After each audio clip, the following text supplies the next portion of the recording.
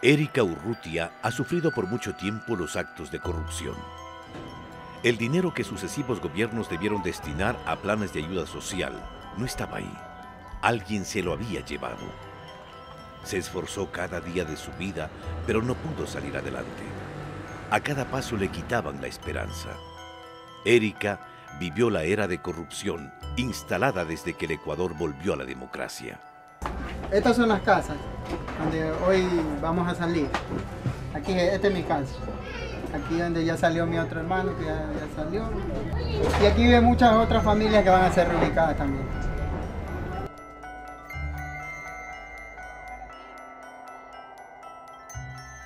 Dormíamos en esta parte de acá atrás. Aquí teníamos la cama con mi esposa, acá dormían las bebés. Este es los pilares del puente, las vigas. Sí, caía bastante agua y nos mojábamos, ya por lo cual tuvimos que cambiar los cuartos allá, como le dijo mi esposa. Pero con el pasar del tiempo el puente se ha ido deteriorado y ahora drena agua por él.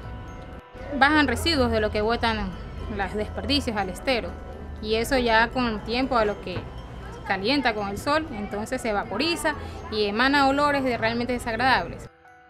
Me puedo llevar recuerdos buenos, gratos, como también recuerdos negativos. Eso sí te puedo asegurar que los negativos se van a quedar aquí. Pienso llevarme los buenos recuerdos, los positivos.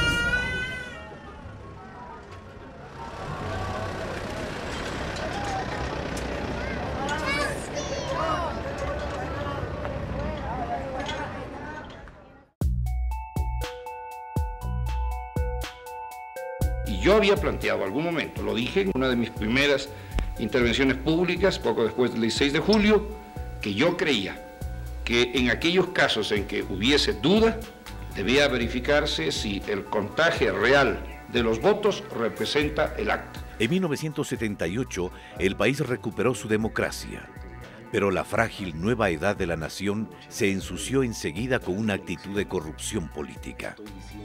El candidato perdedor denuncia un fraude. Más importante era su carrera política que la fortaleza de la naciente democracia. El fraude, ¿a favor de quién? Porque triunfamos los sectores populares, quienes expresamos categóricamente nuestro rechazo a una posición determinada y toda la campaña de infamias en el país que se han producido. Creo que tenemos que tener un poco de sindéresis en el Ecuador, porque este país está repleto de adjetivos en materia política. Y es muy fácil sembrar por el sendero de la duda el camino hacia la burla más sangrienta de las aspiraciones populares. Jaime Roldós Aguilera se posesionó como presidente. El primer mandatario murió en un accidente en el avión presidencial cerca de Loja, evento que no se clarificó totalmente. Nunca hubo una versión definitiva de los hechos. Las investigaciones fueron confusas. A la justicia se le pasó por las narices un probable caso de magnicidio. Le sucedió su vicepresidente Osvaldo Hurtado Larrea. Tras el desastre aéreo vino el desastre nacional. El presidente Hurtado tomó las deudas en dólares de los empresarios privados y las convirtió en sucres, la moneda nacional que era más débil que el dólar. En ese cambio de monedas se esfumaron miles de millones de dólares. Yo no puedo crear mediante métodos mágicos dinero para distribuirlo entre todo el pueblo ecuatoriano. Una serie de empresarios y de gentes del país se habían endeudado en dólares en el exterior y luego empezaron a presionar al gobierno para que se hiciera cargo de la deuda. Y el gobierno se hizo cargo de la deuda en dólares para que estos señores le pagaran en sucres a 3 años plazo y con bajos intereses, con lo cual prácticamente estos señores que contrataron deudas en el exterior terminaron licuando sus deudas, se evaporaron sus deudas y fue el país el que tuvo que pagar las deudas de esos sucretizadores. El país exigió la lista de los beneficiarios de la sucretización. Nunca se publicó esa lista. El mismo gobierno de Hurtado fue el garante de la compra de una procesadora de basura alentada por el alcalde de Guayaquil, Antonio Jana. El Contralor de la Nación de ese entonces concluyó lo siguiente: el precio original fue de 16 millones y se terminó pagando 60 millones de dólares. En su informe dio a conocer que el equipo se pudrió en el puerto de Guayaquil. Muy cerca de este escándalo y otra vez en Guayaquil, se fraguó otro, de la construcción del nuevo terminal terrestre. La Comisión de Tránsito del Guayas adjudicó a dedo la construcción de esta obra. La empresa extranjera, a su vez, contrató a Matrixa para la construcción de las vigas y las rosetas que no se fabricaron de acuerdo a las necesidades del edificio. El terminal pudo ser ocupado un año después y de manera parcial, pues se comenzó a derrumbar. El Estado ecuatoriano se perjudicó en $100 millones, pues le tocó reparar los daños. Ninguno de los involucrados en este caso fue sancionado.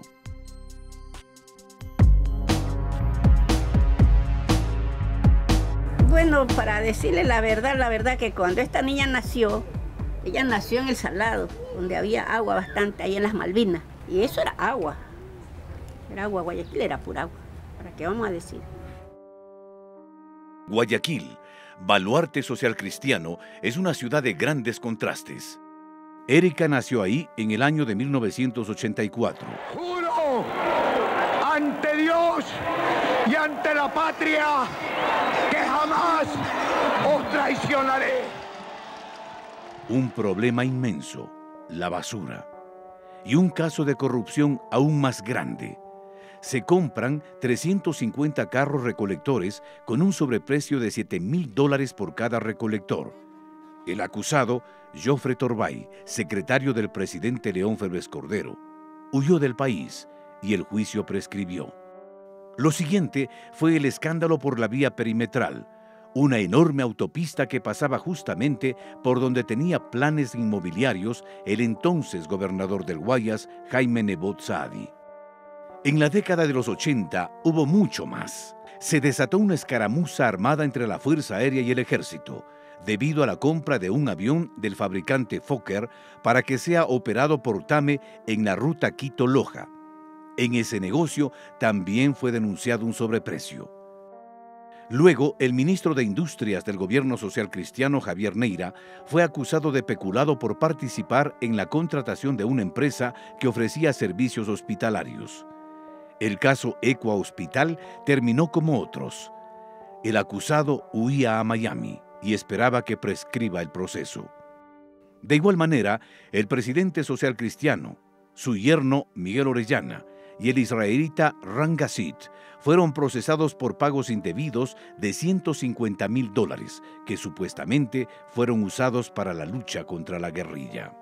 En 1979, cuando se inició la democracia ecuatoriana, hubo muchas esperanzas de que por fin iríamos a una sociedad y a un país mejores. ¿Qué pasó en el camino?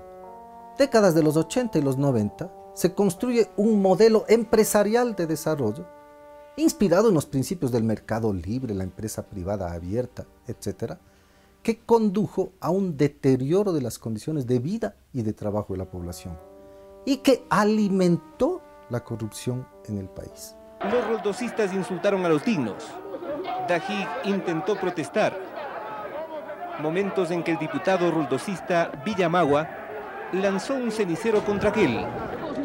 Señor, que vean los medios de comunicación. Señor, que vean lo que me han hecho. Para 1986, el Congreso se ganó el nombre de circo. Los diputados no debaten, no piensan. Entre socialcristianos y roldosistas resuelven las cosas a insultos y empellones. Con la justicia rodeada por armas, la corrupción va y viene y pisotea a los ciudadanos. Es posible, señores, que los socialcristianos y el PRE hagan esto. ¿Quién fue, doctor? ¿Quién fue? Jacobo Bucaram. ¿Y el que lanzó el cenicero? Fue el diputado Villamagua contra el diputado Dajig. Y por decir eso, para que se detenga la violencia, me hacen esto. No es justo, señores. Lo que pasa es que se juegan intereses económicos muy grandes. Y eso es lo que en este momento ellos tratan de imponer. Una amnistía que no tiene los votos. El 31 de agosto de 1990, el entonces diputado Jaime Nebot respondió así ante los argumentos dichos en su contra por parte de otro legislador. Ven para mearte, insecto, hijo. No puedo pegarte, tengo que mearte. Ven para mearte, hijo. Maricón. Raúl Patiño, no te metas, tú eres decente. No te metas. No te insultar. No puedes insultar aquí, pues. Rata.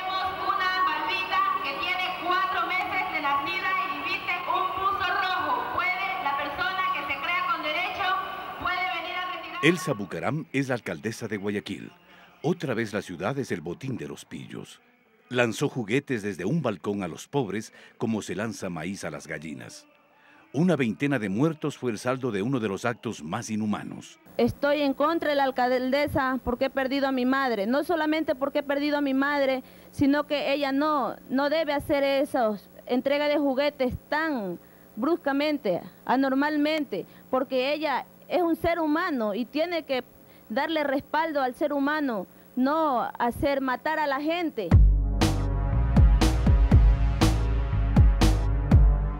Mi primera escuela era la María Luisa Solís Sánchez. Cuando yo estaba estudiando había primero, segundo y tercero en el mismo aula.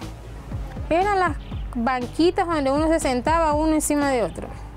Te digo uno encima de otro porque en la banquita donde yo estaba nos ponían 3 flaquitos juntos.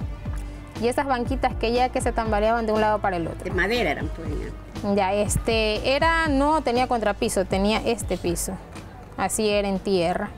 Y a las horas de recreo, como no era cercado, nosotros nos cogían los profesores y nos sacaban por partes. Nos sacaban primero primer año, segundo, tercero, así sucesivamente. Aquello que muchos estimamos es una última oportunidad. Justo cuando Erika Urrutia asistía a la escuela primaria, Sixto Durán Ballén ganó las elecciones. Y el Partido Social Cristiano conservó sus influencias y volvieron a las de siempre. Se conoció cómo fue otorgado un formidable préstamo a los propietarios de una empresa financiera en bancarrota. Nadie se olvida de Flores y Miel, tampoco de la impunidad, y la justicia sitiada por el presidente para salvar a sus parientes. Se propiciaron leyes para quitar los controles al sistema financiero. Sixto Durán Ballén apoyó la iniciativa y los socialcristianos la aplaudieron. Casi sin regulación se iniciaron los préstamos vinculados, empresas fantasmas, dispendio y farra. Se había sembrado la semilla de una quiebra del sistema financiero. Siempre la ambición puede más. En el gobierno de Durán Ballén se construyó una bomba que estallaría 4 años más tarde. Yo creo que hay muchas, variadas formas de corrupción de la política. Desde leyes hechas con dedicatoria, como la famosa Ley de Instituciones Financieras del gobierno de Sixto Durán Ballén, que según dijera el doctor Carlos Julio Arosemena Monroy, expresidente de la República, fue una ley preparada para de este modo dejar listo el escenario para el atraco bancario del año 1999.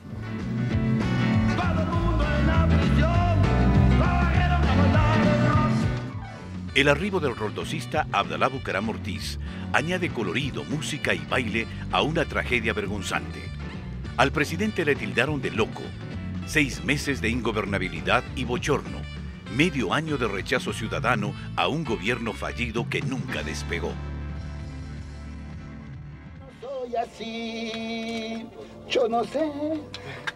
Bravo, bravo. Está bien, ¿no? El gobierno roldosista puso al frente de la política económica a sus amigos, ricos banqueros, quienes financiaron su campaña, Álvaro Noboa y Roberto Isaías, entre otros. Para casualmente tratar de cumplir las metas sociales del abogado Bucaram. El gobierno del abogado Abdalá Bucaram subió los precios de los servicios públicos, las tarifas telefónicas, la electricidad en un 500%. Eliminó el subsidio al gas doméstico, impuso el cobro en los hospitales públicos y subió el pasaje del transporte popular. No paró el incremento mensual de los precios de la gasolina y de otros derivados del petróleo.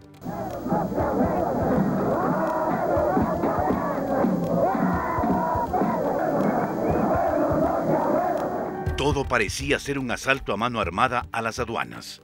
Todo olía a protección del sillón presidencial. Dejando la democracia rebajada al nivel de vergüenza, el gran protagonista simplemente se mandó a cambiar. Y esa misma tarde, voló para no volver. Abdalá Bucaram abandona el país en las primeras horas de la tarde. Así como para los historiadores, el gobierno de Ignacio de Veintemilla en el siglo XIX es, por llamarlo así, el más corrupto de la época. No hay duda que en el siglo XX algunos gobernantes pasarán como los más corruptos en la historia ecuatoriana. Y en la fase constitucional siempre se tendrá por miras lo que ocurría en aquel escandaloso gobierno que presidía Abdalá Bucaram. ¿Qué pasaba por entonces? Bueno, la ciudadanía olvida muchas cosas, pero hay que recordar esos hechos a fin de tener en cuenta que comparativamente hablando, abatir la corrupción también implica decisiones políticas, por más que éstas sean bien difíciles para solucionar el tema. El siguiente presidente es interino, Fabián Alarcón Rivera y su inseparable edecán, Lucio Gutiérrez. Alarcón era uno de los 2 diputados del partido alfarista y logró los votos suficientes para ser presidente. ¿Qué ofreció a cambio? Con una elección tan torcida, Fabián Alarcón pasó a ser parte del top 10 corrupto. Lo hace con el caso Andrade Gutiérrez. La Contraloría General de la Nación inició un proceso debido al pago de un dinero que la institución consideró que no se debía cancelar. La acusación fue recogida por la justicia y meses después fue sobreseído. Usted preside la República en una etapa de profundos cambios institucionales. Sin contar con las andanzas de César Verduga, su hombre de confianza, quien fue acusado de haberse apropiado de fondos secretos. Se inició el juicio y el acusado salió del país. Y las de su hermano Franklin, involucrado en múltiples denuncias de las memorables raterías de la Garita 3, un prolijo sistema de extorsión que afectó a los usuarios de los choferes de la terminal terrestre de Guayaquil. No olvidemos que en este gobierno tan breve y tan corrupto se produjeron las masivas importaciones de ropa usada y el robo de las ayudas internacionales llegadas para los damnificados del fenómeno del Niño. Realmente, si queremos hacer una historia de la corrupción en el país, tendríamos que escribir una obra en muchos tomos. Yamil Maguad pagó rápido sus culpas. Los banqueros le financiaron su candidatura. El aporte de Aspiazu, Maguad, Pons y Ramón Yulí le pidieron una contribución que estuviera al nivel de otras donaciones hechas por Álvaro Guerrero, Fidel Egas, Guillermo Lazo, Nicolás Landes, Roberto Vaquerizo, Danilo Carrera y Medardo Ceballos, todos ellos banqueros. Yulí mostró cuentas y cheques a quienes se pagó con el aporte de Aspiazu. En el que se indica claramente dónde se gastaron los $3.100.000 que el doctor Aspiazu nos entregó. Una vez instalado su gobierno, desde el primer día, Maguad nombra a reconocidos banqueros en su gabinete. Guillermo Lazo, del Banco de Guayaquil, se convierte en el superministro de Economía. Álvaro Guerrero Ferber, desde la Previsora, presidente del Consejo de Modernización. Fernando Guerrero Ferber, también de la Previsora, va al Banco Central. Medardo Ceballos Balda, del Bancomex, se convierte en embajador en México. Ana Lucía Armijos, de la Asociación de Bancos Privados, en ministra de Gobierno y luego de Finanzas. Declarar un feriado bancario por el día de hoy, lunes 8 de marzo de 1999. Pronto muchos de los bancos se quedaron sin dinero. Nadie controlaba y nadie pagaba los préstamos. El gobierno comienza a firmar cheques para tratar de salvarles. Un presidente de la República defendiendo a los banqueros y aliado al alcalde de Guayaquil, León Febres Cordero, del mismo Partido Social Cristiano de siempre. Juntos dijeron que los bancos eran puros y castos y defendieron a los banqueros. Y de que no quedan. Ustedes me conocen. Yo no me ahuevo jamás. El colapso, acunado en el gobierno de Durán Ballén, estalla y es imparable. La banca colaboró con millonarias cantidades en dólares para la campaña de Maguad. Y eso explica por qué Maguad luego toleró y encubrió a la banca en todos sus desafueros que llevaron hasta la quiebra bancaria sucesiva de tantos bancos, porque él estaba en deuda con esos bancos que le habían financiado la campaña. El gobierno jamás va a incautar, jamás va a confiscar las cuentas de nadie. No tenemos ni para comer ni para una taza de leche, señor. Tengo yo muchos hijos y no tengo ya que darles buey. Yo solo lo que vivía es de los intereses. Se abran las cuentas y los niños todos afanosos. Hacen abrir las cuentas ilusionados y ahora van a perder todo, no es justo. Sí, todos mis ahorritos que tenía yo para vivir. El feriado bancario es inevitable. Congela los ahorros y luego se asesina al sucre, la moneda nacional. A veces se hace más escándalo del negociado público. Pero ¿qué decir del negociado privado, como el que ocurrió en 1999, con un grupo selecto de banqueros? Ese es un delito de cuello blanco. Y sin embargo, se ha tratado a veces de ocultar a estas figuras y de ocultar a esos banqueros corruptos, tratando de crear más escándalo en otros lados, cuando ese es un escándalo nacional que implicó el saqueo y el robo de miles de millones de dólares a costa de una población cuyos depósitos se perdieron y hasta hoy no los recupera. El Ecuador está sumido en la mayor crisis de su historia. Ecuador dolariza su economía y Gustavo Noboa la ejecuta con precisión. La tragedia se repite con secuelas tristemente célebres, compatriotas desolados, el país en crisis. Las fechorías están a la orden del día.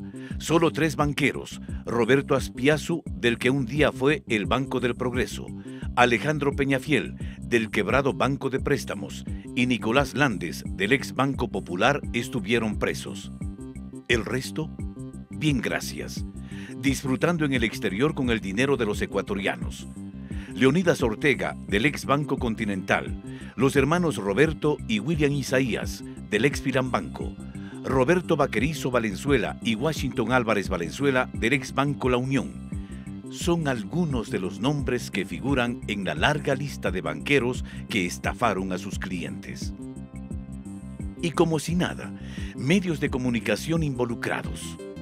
Periódicos que se jactan de independientes y objetivos como El Universo es liderado por quien fue uno de los principales y más cercanos abogados del banquero Roberto Aspiazu, Hernán Pérez Luce, editorialista y accionista del diario guayaquileño. Si de algo las personas que participamos en la formación y en la elaboración de la nueva Constitución, el doctor Aspiazu debería en este instante levantarse de donde está sentado y salir de este edificio. Y así lo vamos a hacer. El caso de la quiebra de Filambanco es emblemático. La otrora solvente entidad bancaria se liquidó por 2 ocasiones. La primera en manos privadas y la segunda por acción estatal. Fue el gobierno del presidente Gustavo Noboa el responsable de esta segunda caída. Una de las razones, según varios analistas, fue la falta de pago de los grandes deudores, entre los que se cuentan conocidos políticos y empresarios guayaquileños. Nuevamente, los poderosos, aupados por el gobierno, pulverizaron a los más pobres. Pero mientras la nación recupera el aliento, un sacerdote conocido como el cura Flores es nombrado gerente de las aduanas de Quito por el presidente Gustavo Noboa. El cura Flores huyó del país cuando fue sentenciado a 12 años por peculado durante su gestión en las aduanas de la capital. El gobierno de Gustavo Noboa también dejó una huella nefasta para el país. Ecuador acepta el arbitraje internacional en el caso de la devolución del IVA petrolero a cambio de que se lo incluya en la ampliación de las preferencias arancelarias. Durante la presidencia de Noboa, el canciller Heinz Meller autorizó unilateralmente el arbitraje internacional a favor de la empresa estadounidense occidental Oxy, que determinó que el Estado ecuatoriano devuelva 75 millones de dólares por impuestos. Hoy día el presidente está firmando el decreto de 0 aranceles para importación de materia prima, insumos... 6 meses después de terminar su gobierno fue acusado por el, en ese entonces, diputado socialcristiano León Febres Cordero de ocasionar perjuicios al país por 9.000 millones de dólares en el proceso de reprogramación de la deuda externa en julio del año 2000. Noboa, entonces, decidió salir del país para refugiarse en República Dominicana. ¿Cuándo viaja? Ya no sé, ya vamos a ver. donde permaneció 2 años. Aquí está nuestra única esperanza, aquí está nuestro candidato presidencial, el candidato del pueblo, Lucio Gutiérrez, con ustedes, compañeros, compatriotas. Vamos a sacar el número 3 y bum bum bum contra la corrupción. Bum bum bum contra la corrupción, y con esto les vamos a cortar los dedos y las uñas a los corruptos. El 15 de enero del 2003, el golpista Lucio Gutiérrez empieza traicionando uno de sus principales ofrecimientos de campaña: terminar con la corrupción. Según datos publicados en el diario Hoy, el 1 de enero de 2005, durante el primer año y medio de gobierno se había hecho público al menos 50 actos de corrupción que involucraban directamente a instituciones que dependían del gobierno central. Con fecha 25 de octubre del 2000, el coronel Lucio Gutiérrez remite una fraternal carta al comandante Hugo Chávez Frías, presidente de Venezuela, a quien le envía efusivos abrazos y le expresa su admiración. Sabemos de sus grandes ejecutorias y estamos orgullosos de un líder latinoamericano que sintetiza la verdadera filosofía e ideología bolivariana. Es decir, que está reivindicándose nuestra historia con usted en la presidencia de esa gloriosa Venezuela, dice Gutiérrez, quien no solo adula al mandatario venezolano, sino que se esmera en alabar al comandante cubano Fidel Castro, a quien califica como un hombre que se ha constituido en ejemplo de la defensa de la dignidad, autoestima, orgullo y soberanía de nuestros pueblos. Presidente, ¿cómo está? Buenas tardes. Encantado de saludarlo. Sí, gracias. Gracias, muy bien. Bueno, el honor es mío.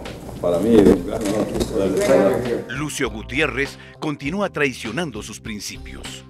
Viaja a Washington acompañado de sus funcionarios, quienes tomaban las decisiones de la política económica. Aquí para los fotos. Muchas gracias. Sí. Ok. Yes, sir. How you doing? Muy bien. Muy contento, sí. ¡Ándale! Gutiérrez, el camaleón, aliado de los socialcristianos y Pachacuti, se declara un servidor incondicional de George Bush, expresidente de Estados Unidos. El señor presidente Bush está muy abierto y muy dispuesto y muy preocupado por la situación de pobreza que existe en el Ecuador. Nosotros le hemos dicho que queremos convertirnos en el mejor amigo y aliado de los Estados Unidos. De nada le sirvió al militar golpista cambiar su traje safari por el de civil, ni pedir con insistencia a los periodistas que dejen de llamarlo coronel y que le digan ingeniero. El pueblo no come cuentos. La traición no cambia de vestimenta, como tampoco la incoherencia ni la falsedad. Hemos colocado una piedra. Si todos los ecuatorianos colocaríamos una piedra, tendríamos 13 millones de piedras. Y si todos los días haríamos este trabajo, todos los días tendríamos una inmensa cantidad de piedras. Las visas a ciudadanos chinos a través de sistemas dudosos se sumó a la intervención en el Tribunal Electoral y, sobre todo, el reemplazo de los magistrados de la Corte Suprema de Justicia. ¡Pichi fuera! Las imágenes de los medios no se han olvidado. Partidarios de Gutiérrez dispararon a los manifestantes desde el edificio del ex Ministerio de Bienestar Social. El pueblo rechazó la corrupción sistémica y derrocó al coronel. Mirando a mi madre, que desde el cielo me bendice, desde este altar de la democracia y frente al pueblo de la patria, quiero decirles que prometo cambiar al país o morir en el intento. Ahí va a elevarse el helicóptero, señores. Se va Gutiérrez. Se va Lucio Gutiérrez. Señores, un helicóptero del ejército ecuatoriano le ha sacado del Palacio de Carondelet. En esta imagen se aprecia a Gutiérrez corriendo despavorido de vuelta al helicóptero. Al intentar subir, la desesperación lo hace resbalar. Prohibido olvidar. Osvaldo Hurtado, sucretización. León Febres Cordero, sobreprecio, peculado, caso Ecua Hospital. Sixto Durán Ballén, préstamos vinculados, caso Flores y Miel. Leyes para quitar los controles al sistema financiero. Abdalá Bucaram Mortiz. Ingobernabilidad, escándalos, corrupción. Fabián Alarcón Rivera, corrupción, caso Andrade Gutiérrez. Apropiación de fondos públicos, extorsión. Yamil Maguad, feriado bancario. Éxodo de ecuatorianos al exterior. Gustavo Noboa, peculado, caso Cura Flores. Reprogramación de deuda externa. Segunda quiebra del Filambanco. Lucio Gutiérrez, corrupción, nepotismo, pichicorte.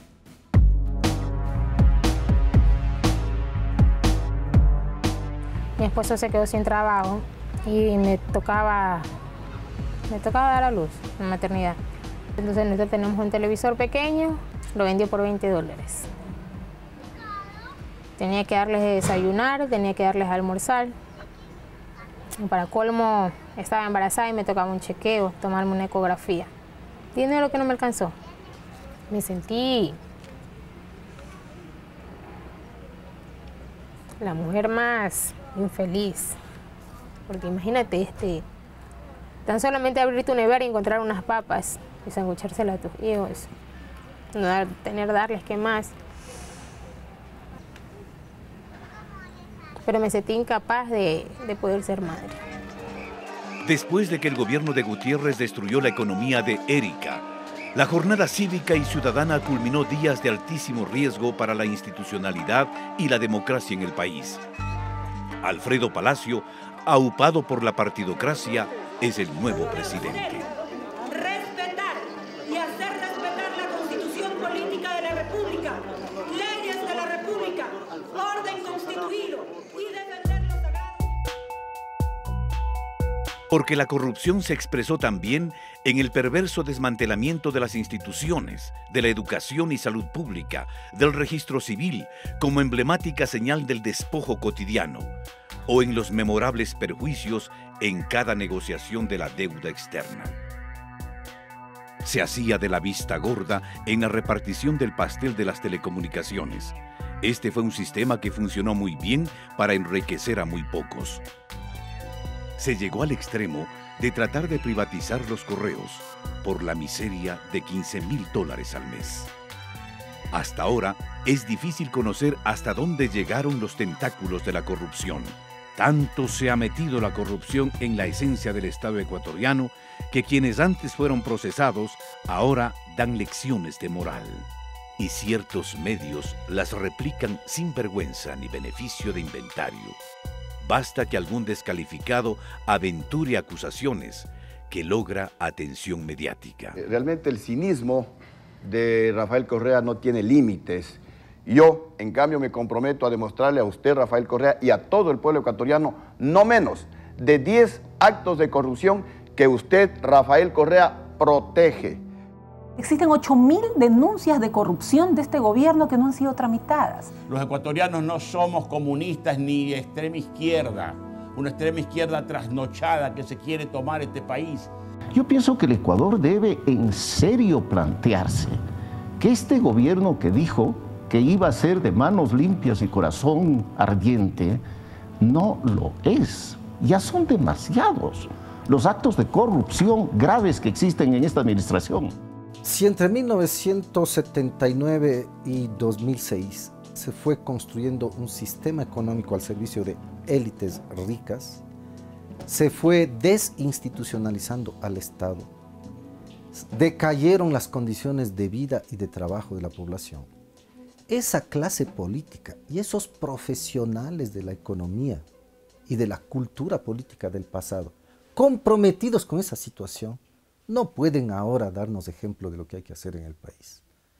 El país entero lo que debe reconocer es quiénes fueron aquellos que construyeron ese viejo sistema que hoy tratamos de superar, y entonces no puede ser que ellos vengan y nos den lecciones para el presente.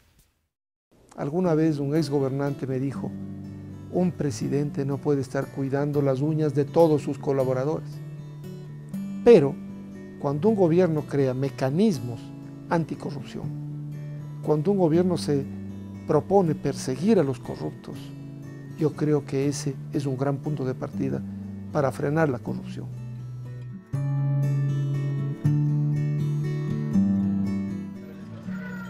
Un recuerdo de que alguna vez vivimos ahí, porque incluso hasta el puente va a salir, todo eso va a ser regenerado. Entonces, cuando venga alguien, ¿sí? ¿Eso dónde es? Este era el puente de la A, le voy a decir. El puente de la A, y aquí vivía yo.